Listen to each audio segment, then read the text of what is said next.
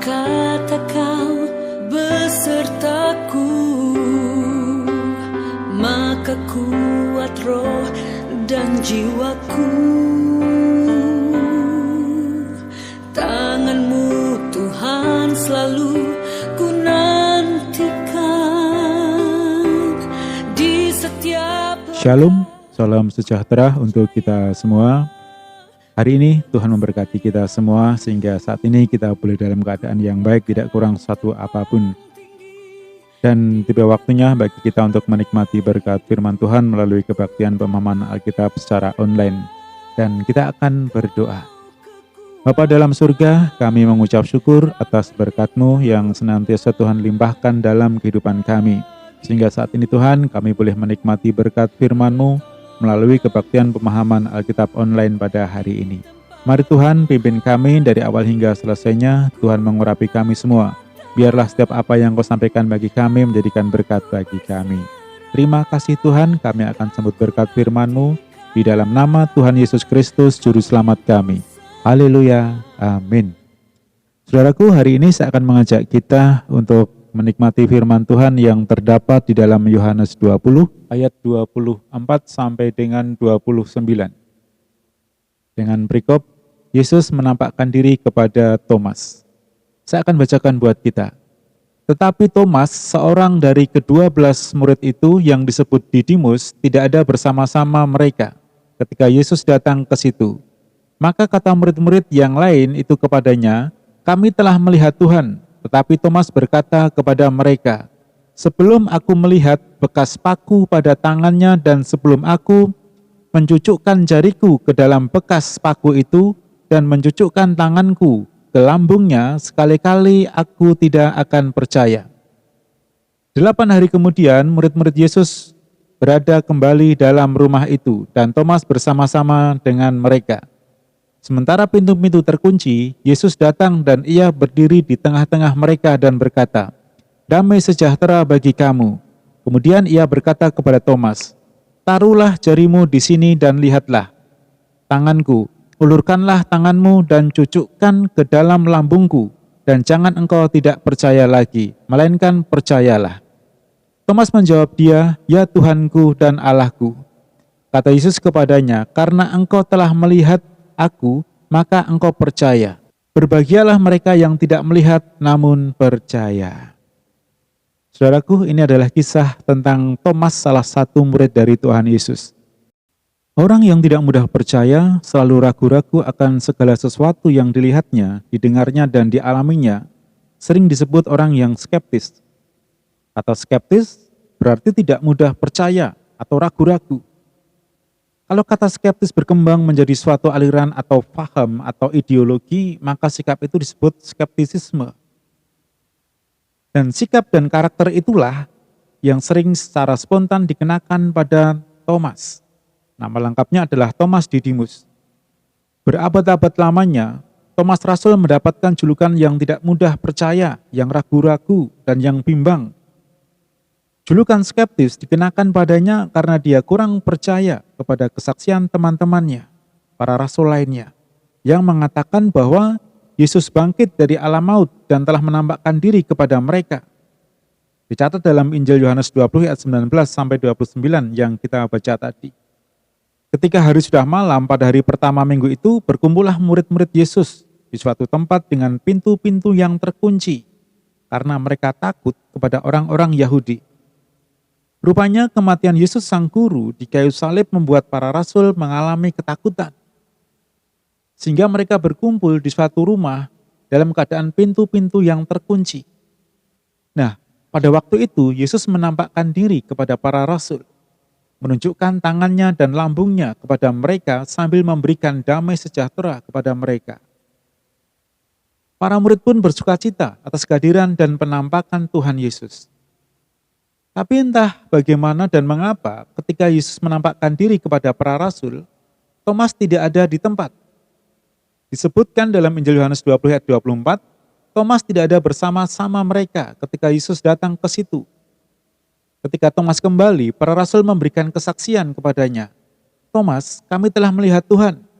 Saat itulah dengan suara yang tidak mengenakan, Thomas menjawab, aku tidak percaya.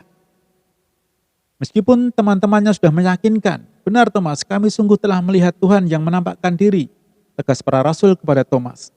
Namun Thomas malah berkata dengan sombongnya, sebelum aku melihat bekas paku pada tangannya dan sebelum aku mencucukkan jariku ke dalam bekas paku itu dan mencucukkan tanganku ke dalam lambungnya, sekali-kali aku tidak akan percaya. Begitulah Thomas, bersikap tidak mudah percaya. Dia tidak mau percaya sebelum ada bukti yang kuat yang meyakinkan dirinya bahwa Yesus bangkit dan menampakkan dirinya kepada para rasul. Bukti itu tidak lain adalah Yesus sendiri. Bekas luka-lukanya pada tangan dan lambungnya karena sikap itulah berabad-abad dia dijuluki sebagai rasul yang kurang percaya. Sesungguhnya selain sifat yang negatif seperti itu yaitu kurang percaya, Thomas juga seorang yang jujur dan rendah hati, berani dengan jantan mengakui kesalahannya, termasuk ketidakpercayaannya itu. Itulah sifat positif dalam dirinya. Sifat itu nyata 8 hari setelah peristiwa ketidakpercayanya itu. Yesus menampakkan diri lagi, dan saat itu Thomas ada bersama-sama para rasul. Begitu Yesus menampakkan dirinya, Yesus memberikan salam damai sejahtera kepada para rasul. Lantas dia langsung memanggil dan menegur Thomas yang tidak percaya pada kesaksian teman-temannya. Kepada Thomas, Yesus bersabda, Thomas, kamu tidak percaya ketika teman-temanmu memberikan kesaksian tentang aku. Kamu bahkan berkata, sebelum aku melihat bekas paku pada tangannya dan sebelum aku mencucukkan jariku ke dalam bekas paku itu, dan mencucukkan tanganku ke dalam lambungnya, sekali-kali aku tidak akan percaya. Nah, sekarang ini aku, kemarilah, taruhlah jarimu di sini dan lihatlah tanganku, ulurkanlah tanganmu dan cucukkanlah ke dalam lambungku, dan jangan engkau tidak percaya lagi, melainkan percayalah. Dan luar biasa, Thomas bersikap konsekuen, jujur, dan dengan rendah hati bersujud sambil berkata, ya Tuhanku dan Allahku. Itulah kata-kata penyembahan yang jujur dan tulus. Yesus yang bangkit dari maut, dia terima dan akui sebagai Tuhanku dan Allahku. Itulah kata-kata indah yang memuat kejujuran, ketulusan dan pengakuan atas kesalahannya selama ini karena dia kurang percaya. Pengakuan yang tulus ikhlas itu mendatangkan rahmat dan peneguhan bukan saja kepada Thomas, melainkan juga kepada kita sekarang ini. Rahmat itu adalah rahmat kebahagiaan bagi yang percaya kepada Tuhan Yesus, meskipun mereka tidak pernah melihatnya, seperti kita. Karena engkau telah melihat aku, maka engkau percaya, berbahagialah mereka yang tidak melihat namun percaya. Ketidakpercayaan Thomas menjadi rahmat bagi kita yang tidak pernah melihat Yesus, namun percaya kepadanya sebagai Tuhan dan Allah. Dalam sejarah iman, hanya Thomas yang mengatakan kalimat indah itu. Itulah keutamaan Thomas yang diwariskan kepada kita, kendati melalui sikap kurang percaya. Saudaraku, sebetulnya masih ada keutamaan lain dalam diri Thomas yang jarang diingat orang. Keutamaan itu tampak ketika Yesus masih hidup sebelum wafat dan kebangkitannya.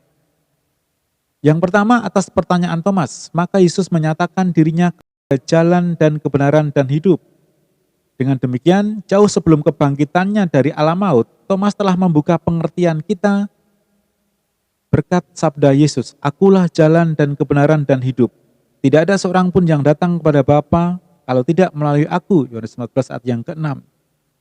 Sikap kritis Thomas telah membuat Yesus mewahyukan bahwa Yesus adalah jalan dan kebenaran dan hidup yang menyelamatkan kita. Yang kedua, Thomaslah yang dengan gagah berani berkata, marilah kita pergi juga untuk mati bersama-sama dengan dia. Dalam Yohanes 11 ayat 16. Hal itu dikatakannya ketika Yesus mengajak para rasul kembali ke Yudea saat Lazarus meninggal dunia. Saudaraku, keteladanan macam apa yang bisa kita petik dari Thomas? Pertama, sikapnya yang tulus, jujur, dan ikhlas. Di mana di dalamnya juga tampak sikap rendah hati, berani mengakui salah, dan mau mengubah sikap. Kedua, sikapnya yang kritis terhadap iman, rupanya dia ingin beriman secara bertanggung jawab, dan memang itulah yang dibuatnya saat dia sujud mengaku, ya Tuhanku dan Allahku. Ketiga, demi Yesus dia rela untuk mati bersama Yesus. Sepertinya memang dia benar-benar beriman kepada Tuhan. Nah, saudaraku, inilah yang bisa kita ambil dari pelajaran tentang Thomas. Marilah kita juga menjadi orang yang percaya kepada Tuhan dengan sungguh-sungguh, sekalipun kita tidak pernah melihat Tuhan. Dan biarlah kita juga memiliki iman yang bertanggung jawab penuh kepada Tuhan kita. Haleluya. Amin. Mari kita akan berdoa. Bapa dalam surga, kami mengucap syukur atas berkat-Mu yang Tuhan sudah berikan bagi kami melalui renungan firman-Mu hari ini. Biarlah apa yang Kau sampaikan bagi kami mengingatkan kepada kami agar kami tetap beriman kepada Engkau Tuhan. Terima kasih Tuhan Yesus, terima kasih Bapa. Kami mengucap syukur, kiranya Tuhan memberkati kami semua. Kami berdoa buat Bapak Gembala kami sekeluarga, buat kehidupan seluruh sidang jemaat-Mu pelita kasih dimanapun mereka berada. Kiranya Tuhan selalu menjaga dan melindungi kami semua. Setiap apa yang kami kerjakan, mari Tuhan turut campur tangan, sehingga kehidupan kami semakin hari semakin berkenan di hadapan-Mu Tuhan. Terima kasih Tuhan Yesus, terima kasih Bapa. Kami mengucap syukur atas hari yang baik ini. Dan kami akhiri KPA hari ini di dalam nama Tuhan Yesus Kristus, Juru Selamat kami. Haleluya. Amin.